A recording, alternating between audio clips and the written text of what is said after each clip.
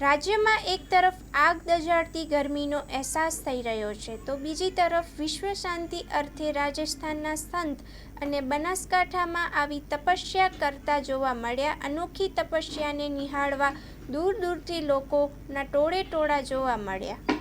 રાજ્યમાં હીટવેવની આગાહી થઈ રહી છે। બીજી તરફ બનાસકાંઠામાં હાલ ગરમીનો પારો 40 ડિગ્રીને પાર છે। એવામાં રાજસ્થાનના સંત કેવદારામ દ્વારા ઉનાળાની શરૂઆતથી આકરી તપસ્યા અને ધ્યાન દોરવામાં આવી રહ્યું છે।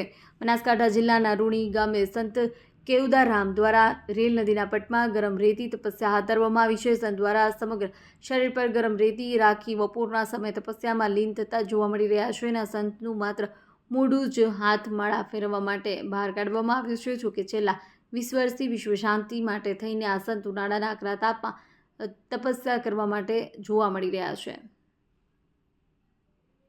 એક તરફ આગ દઝાડતી ગરમી તો બીજી તરફ સંતની કઠોર તપસ્યા। વિશ્વ શાંતિ માટે થઈને આ સંત હાલ ગરમ રેતમાં પોતે તપ શરૂ કર્યા છે।